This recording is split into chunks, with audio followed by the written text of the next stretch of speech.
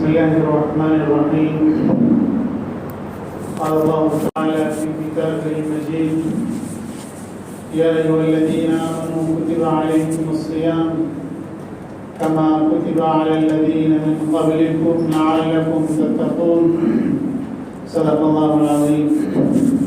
حضرات، اللہ تبارک و تعالیٰ کا ارشاد ہے کہ ایمان والو تم پر روزے فرض کیے گئے جیسا کہ ان لوگوں پر فرض کیے گئے جو تم سے پہلے تھے، تاکہ تمہارے اندر تقویٰ پیدا ہو جائے۔ اس آیت میں اللہ تبارک و تعالیٰ نے ایمان والوں کو مخاطب کیا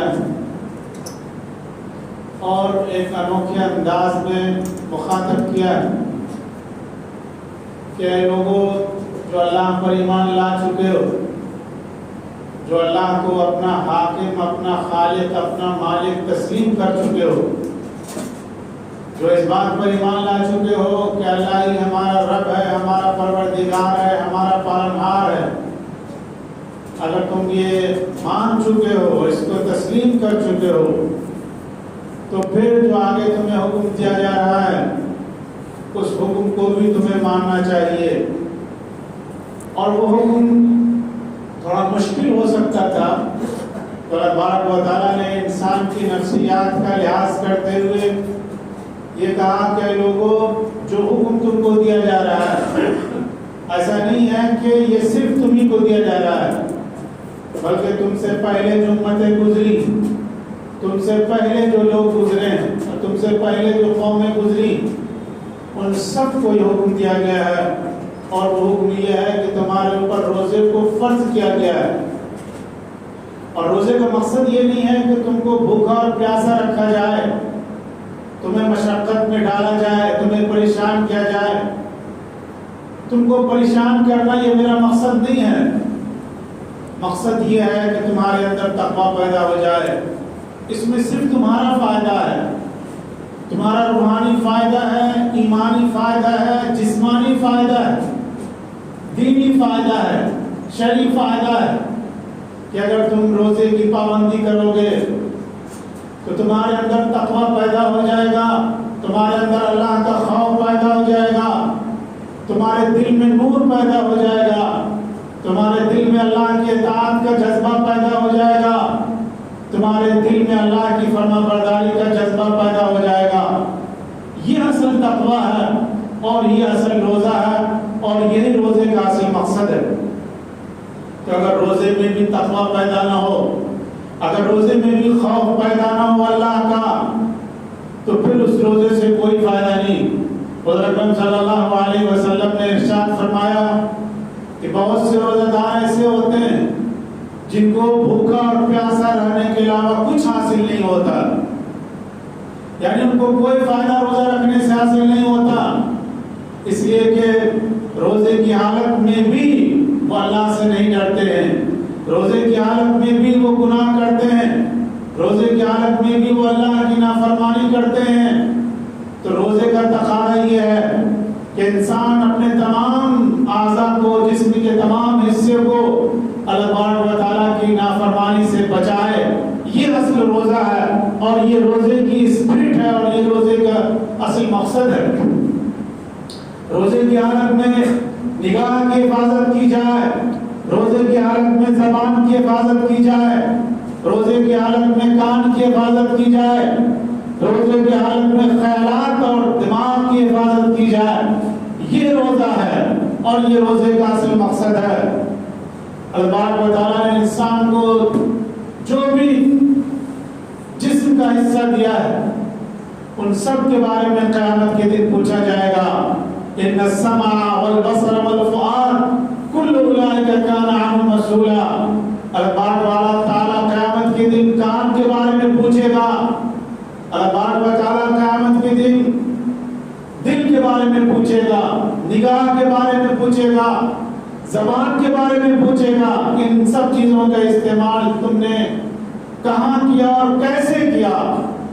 تو زبان کی اگر حفاظت نہ کی جائے تو روزے کا مقصد ختم ہو جاتا ہے۔ حضرت اکرم صلی اللہ علیہ وسلم نے فرمایا کہ نگاہ انسان ابلیس کے تیروں میں سے ایک تیر ہے. اگر انسان کہیں غلط نگاہ ڈالتا ہے تو وہ ابلیس کا شکار ہو جاتا ہے، گویا کہ ابلیس کا تیر اس کے اوپر چل جاتا ہے.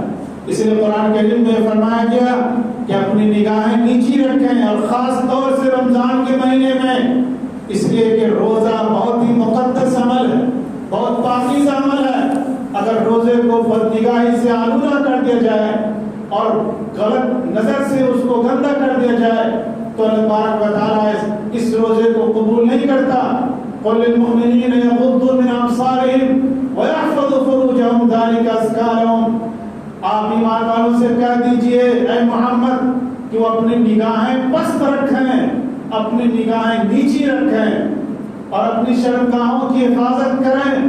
یہ ان کے حق میں زیادہ بہتر ہے پاکیزگی کے لحاظ سے. اس لیے کہ نگاہ ایک ایسی خطرناک چیز ہے جو انسان کے دل کو بھی گندا کر دیتی، اس کے دماغ کو بھی گندا کر دیتی اور اس کے خیال کو بھی گندا کر دیتی ہے. لہذا نگاہ کی حفاظت سب سے زیادہ روزے کے اندر ضروری ہے. اور دوسری چیز جو زبان کی حفاظت ہے،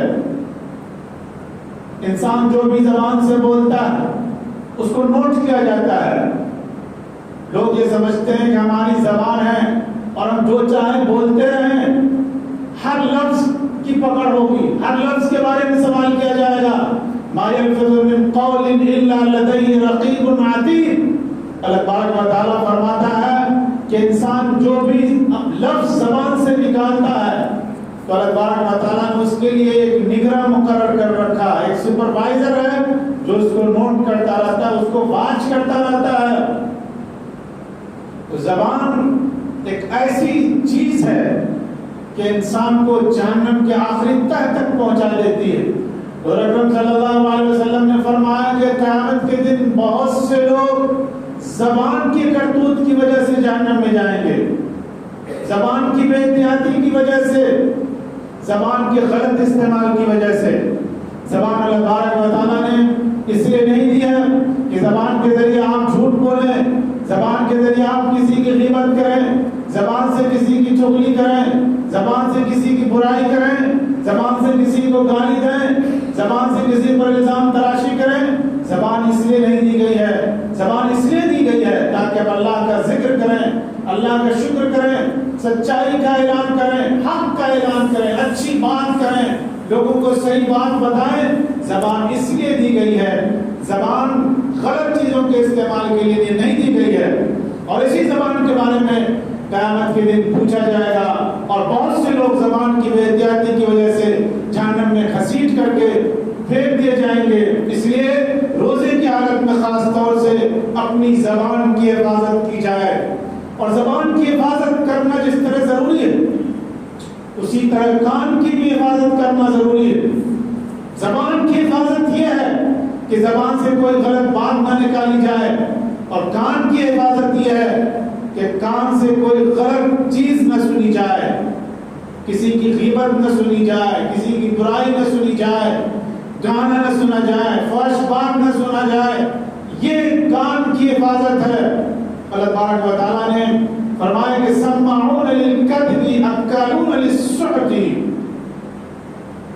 اللہ کے دشمنوں کے بارے میں فرمایا کہ اللہ کے نافرمانوں کے بارے میں کہ وہ جھوٹ بات بہت تیزی سے سنتے ہیں، جھوٹ سننے میں ان کو مزہ آتا ہے.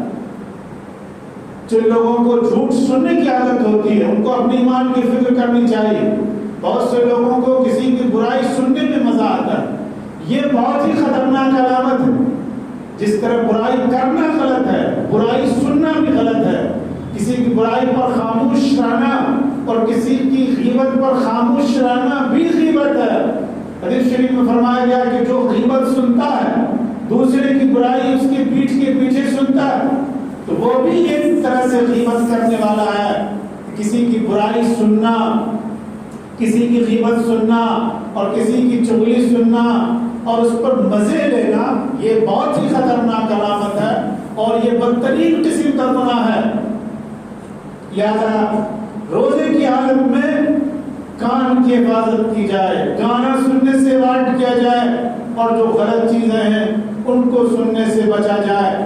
یہ کان کی حفاظت ہے، اور روزے کی حالت میں پیٹ کی بھی حفاظت ضروری۔ پیٹ کی حفاظت کا مطلب یہ ہے کہ پیٹ میں کوئی غلط لقمہ نہ چلا جائے، ناجائز لقمہ، حرام لقمہ جس کو اللہ تبارک و تعالیٰ نے حرام قرار دیا ہے، وہ لقمہ اگر پیٹ میں چلا گیا تو روزے کا ثواب چلا گیا، روزے کی برکت چلی گئی، روزے کا فائدہ چلا گیا۔ اور اس سے زیادہ معلومی کی بات نہیں ہو سکتی کہ انسان دن بھر بھوکا اور پیاسا رہے اور شام میں ناجائز لقمہ استعمال کر کے روزے کی برکت کو اپنے ہاتھوں سے تباہ و برباد کر دے۔ لہذا روزے کی حالت میں حلال غذا کا انتظام کیا جائے، اس کی فکر کی جائے، یوں تو پوری زندگی میں اس کی فکر کی جائے کہ انسان کے پیٹ میں کوئی حرام لقمہ نہ جائے، لیکن خاص طور سے یہ کہا گیا کہ روزے میں اس کی فکر کی جائے کہ انسان کے پیٹ میں حرام لقمہ نہ چلا جائے، اس لیے کہ جو جسم حرام لقمہ سے تیار ہوتا ہے وہ جہنم ہی کے لائق ہوتا ہے۔ حضور اکرم صلی اللہ علیہ وسلم نے فرمایا من نبت لحمہ من حرام کانت النار اولی بہ، کہ جو جسم اور جو گوشت اور جو خون حرام مال سے تیار ہوتا ہے، حرام پیسے سے تیار ہوتا ہے، ناجائز پیسے سے تیار ہوتا ہے، تو وہ جہنم ہی کے لائق ہوتا ہے۔ اللہ تبارک و تعالیٰ فرماتا ہے یا ایھا الناس کلوا مما فی الارض ولا تتبعوا خطوات الشیطان، اے لوگو، اللہ تبارک و تعالیٰ نے جو تمہارے لیے زمین میں پیدا کیا ہے اسے کھاؤ اور شیطان کے نقش قدم کی پیروی مت کرو۔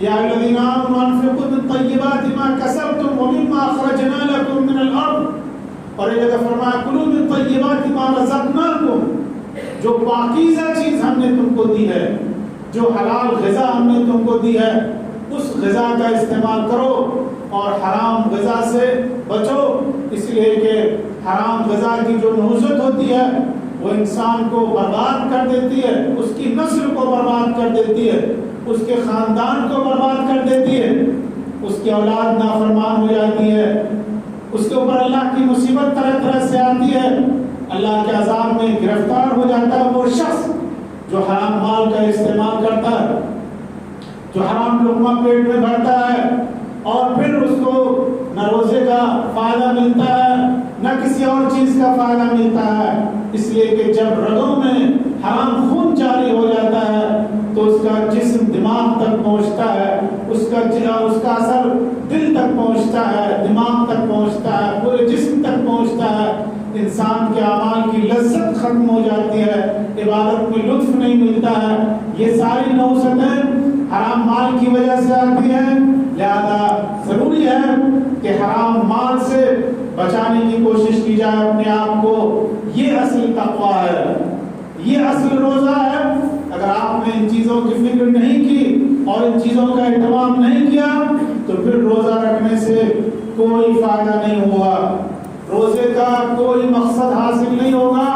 روزے کا مقصد یہ ہے کہ انسان گناہوں سے بچے، نہ ان چیزوں سے بچے جن چیزوں کو اللہ تبارک و تعالیٰ نے حرام قرار دیا ہے، نافرمانی سے بچے، معصیت سے بچے، بدنگاہی سے بچے، بد زبانی سے بچے، بد کلامی سے بچے، لڑائی جھگڑے سے بچے، غلط بات سننے سے بچے اور غلط چیز کھانے سے بچے، غلط سوچنے سے بچے۔